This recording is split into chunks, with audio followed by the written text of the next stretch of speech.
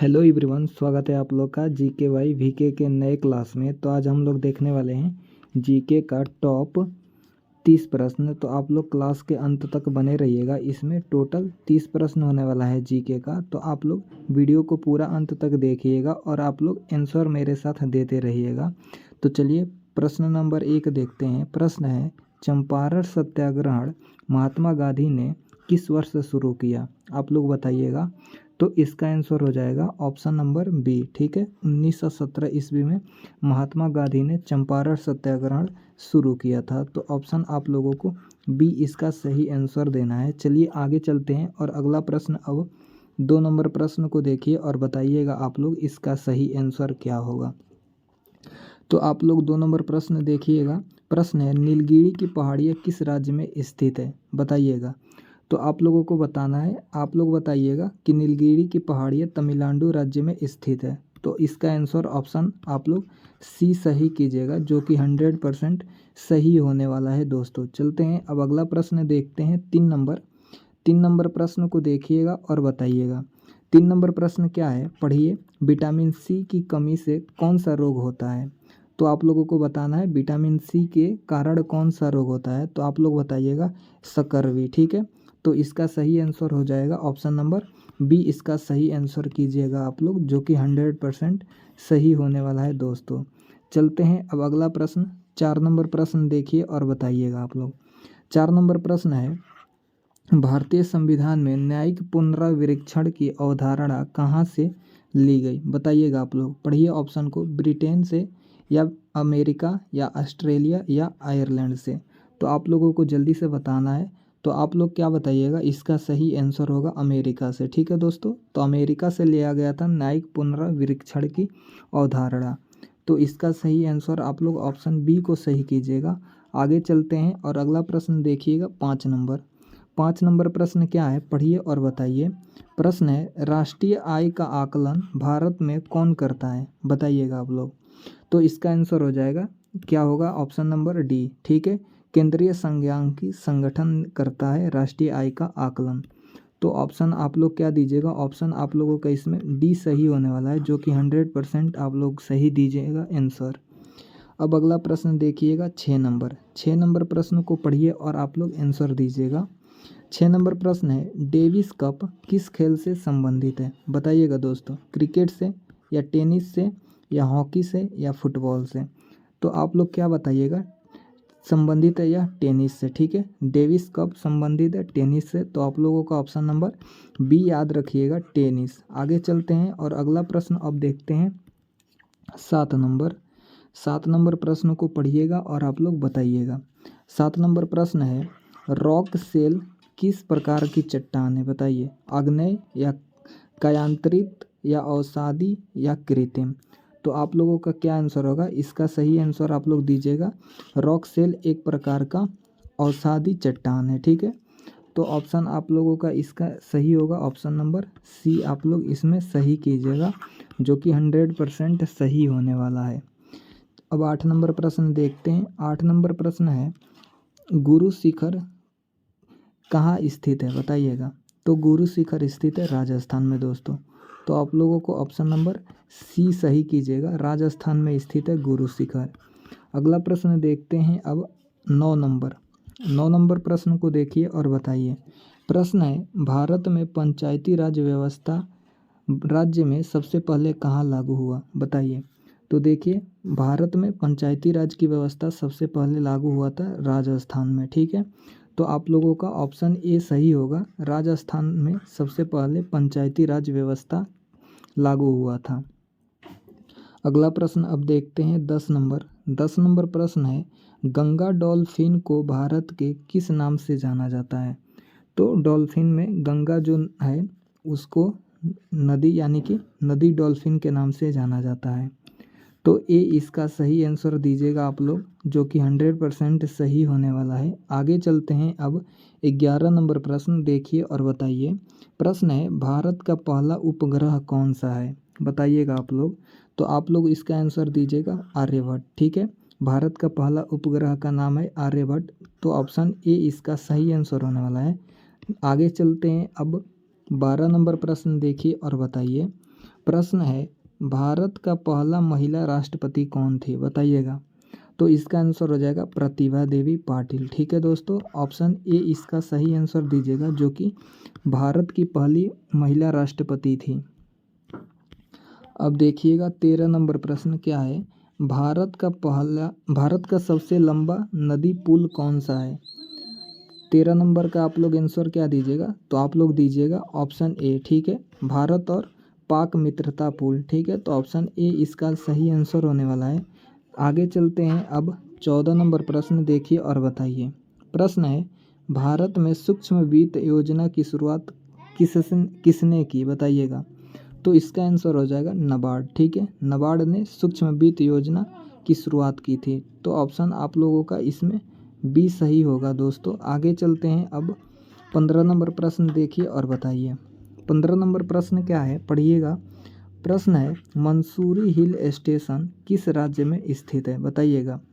उत्तराखंड या हिमाचल प्रदेश या उत्तर प्रदेश या सिक्किम। तो इसका आंसर हो जाएगा, यह स्थित है कहाँ पे, आप लोग बताइएगा, उत्तराखंड में। ठीक है, मसूरी हिल स्टेशन उत्तराखंड में स्थित है। तो ऑप्शन ए इसका सही आंसर होगा। आगे बढ़ते हैं। अब 16 नंबर प्रश्न देखिए और बताइए। 16 नंबर प्रश्न है भारत का कौन सा राज्य चाय उत्पादन में अग्रणी है। तो इसका आंसर आप लोग दीजिएगा असम। ठीक है, असम चाय उत्पादन के लिए अग्रणी है। तो ये आप लोगों का इसमें सही होने वाला है। अगला प्रश्न अब 17 नंबर देखने वाले हैं, देखिएगा और बताइएगा। प्रश्न है भारतीय संसद का सर्वोच्च संवैधानिक अधिकारी कौन होता है, बताइए। तो 17 का आंसर हो जाएगा क्या, विधायी अधिकारी होता है। ठीक है दोस्तों, तो ऑप्शन ए आप लोगों का इसमें सही होने वाला है। अगला प्रश्न देखते हैं। अब 18 नंबर प्रश्न। 18 नंबर प्रश्न क्या है, तमिलनाडु में कौन सा प्रमुख पर्वत श्रृंखला है, बताइए। नीलगिरी या सह्याद्री या अरावली या विंध्य। तो तमिलनाडु राज्य में सबसे प्रमुख पर्वत श्रृंखला है, उसका नाम है नीलगिरी। ठीक है, तो नीलगिरी इसका सही आंसर दीजिएगा, जो कि ऑप्शन ए सही होने वाला है। आगे बढ़ते हैं। अब अगला प्रश्न देखिएगा 19 नंबर और बताइएगा। 19 नंबर प्रश्न क्या है, जवाहरलाल नेहरू भारत के पहले प्रधानमंत्री कब बने, बताइएगा। 1946 या 1947 या 1948 या 1950। तो जवाहरलाल नेहरू भारत के पहले प्रधानमंत्री बने थे 1947 में। ठीक है दोस्तों, तो आप लोगों का ऑप्शन राइट कीजिएगा बी, इसका बी सही होने वाला है। आगे बढ़ते हैं। अब 20 नंबर प्रश्न देखिए और बताइए। 20 नंबर प्रश्न है भारत में सौर ऊर्जा के लिए कौन सी योजना सबसे बड़ी है, बताइएगा। तो सौर ऊर्जा के लिए सबसे बड़ी योजना था, उसका नाम है राष्ट्रीय सौर मिशन। ठीक है, तो आप लोगों का ऑप्शन ए इसमें सही होने वाला है, राष्ट्रीय सौर मिशन। ऑप्शन ए को सही कीजिएगा दोस्तों।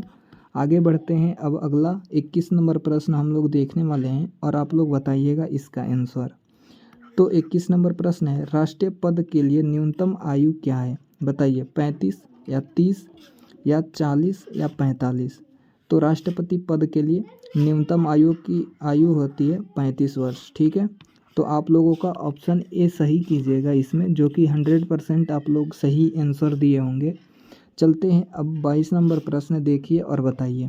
प्रश्न है भारत की सबसे लंबी नदी कौन सी है, बताइएगा आप लोग। गंगा है या ब्रह्मपुत्र या गोदावरी या यमुना।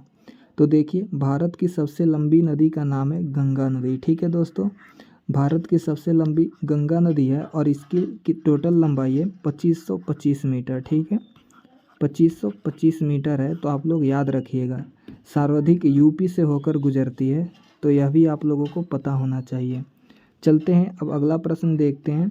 अगला प्रश्न देखिए 23 नंबर क्या है, 23 नंबर को पढ़िए और बताइएगा। महात्मा गांधी अंतर्राष्ट्रीय पुरस्कार किस क्षेत्र में दिया जाता है, शिक्षा के क्षेत्र में या स्वास्थ्य या सामाजिक विकास या विज्ञान के क्षेत्र में। तो आप लोग बताइएगा, सामाजिक विकास के क्षेत्र में दिया जाता है, यह आप लोगों को पता होना चाहिए। तो ऑप्शन सी इसका सही आंसर दीजिएगा। अगला प्रश्न देखते हैं 24 नंबर प्रश्न और आप लोग बताइएगा। प्रश्न क्या है, अमरकोश किसने लिखा था, बताइए। कालिदास या सिकंदर या भारत या विभूतिवर्धन। तो इसका आंसर आप लोग याद रखिएगा, शंखधर ने अमरकोश लिखा था। ठीक है, तो आप लोगों का ऑप्शन बी इसमें सही होने वाला है। आगे बढ़ते हैं। अब 25 नंबर प्रश्न देखिए और बताइए। 25 नंबर प्रश्न है, भारतीय संविधान को लागू करने की तारीख क्या है? तो आप लोग याद रखिएगा 26 जनवरी 1950 को। ठीक है, 26 जनवरी 1950 को भारतीय संविधान लागू हुआ था। तो ऑप्शन आप लोगों को सी याद रखना है। और इस दिन अधिकृत हुआ था दोस्तों, 26 दिसंबर 1950 को संविधान को अधिकृत किया गया था। यह भी आप लोगों को पता होना चाहिए। चलते हैं, अब अगला प्रश्न देखते हैं। 26 नंबर आप लोग देखिएगा और बताइएगा। 26 नंबर प्रश्न है, सिंधु घाटी सभ्यता किस नदी के किनारे विकसित हुई? तो सिंधु घाटी सभ्यता सिंधु नदी के किनारे विकसित हुई थी। तो आप लोगों को ऑप्शन ए ही सही करना है, जो कि 100% सही होने वाला है। चलते हैं, अब 27 नंबर प्रश्न को देखिए और बताइए। 27 नंबर प्रश्न है, अटल टनल किस राज्य में स्थित है? बताइए, हिमाचल प्रदेश या उत्तराखंड या जम्मू कश्मीर या सिक्किम?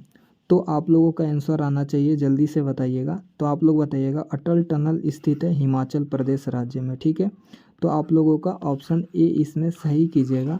चलते हैं, अब अगला प्रश्न 27 देख लिए होंगे, अब 28 देखते हैं और आप लोग 28 नंबर का आंसर बताइएगा।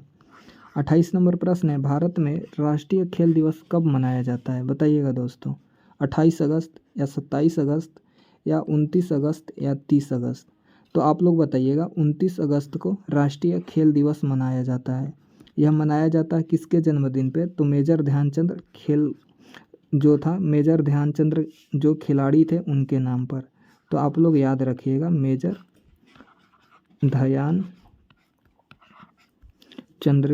उनके नाम पे यह खेल यानी कि मनाया जाता है। आगे बढ़ते हैं और अगला प्रश्न अब देखिएगा। अगला प्रश्न है 29 नंबर प्रश्न, पढ़िए और बताइए। 29 नंबर प्रश्न है, भारत में नकली मुद्रा से निपटने के लिए कौन सा कानून है? बताइए। तो यह हो जाएगा क्वाइनेज एक्ट। ठीक है, क्वाइनेज एक्ट आप लोग याद रखिएगा, जो कि ऑप्शन सी इसका सही होने वाला है। यह नकली मुद्रा से निपटने के लिए यह कानून बनाया गया था। अब देखते हैं इस क्लास का आखिरी प्रश्न, आप लोग देखिए और बताइए। प्रश्न क्या है, पढ़िएगा। 30 नंबर, सर्वोच्च सर्वे ऑफ इंडिया का मुख्य कार्य है? बताइए। तो इसका मुख्य कार्य है जनसंख्या और सांख्यिकी का आकलन करना। ठीक है, तो ऑप्शन आप लोगों का ए ही सही होने वाला है। तो आप लोग याद रखिएगा, ये आप लोग इसका सही आंसर दीजिएगा दोस्तों। तो आप लोग 30 प्रश्नों को अच्छा से डिस्कस कर चुके होंगे और आप लोग अपना भी आंसर देते आए होंगे। तो अभी तक ले जितने भी भाई लाइक नहीं किए हैं तो लाइक कर दीजिएगा, और चैनल पे नए होंगे तो चैनल को सब्सक्राइब ज़रूर कर दीजिएगा। तो मिलते हैं इसी तरह नेक्स्ट वीडियो के साथ, तब तक के लिए जय हिंद।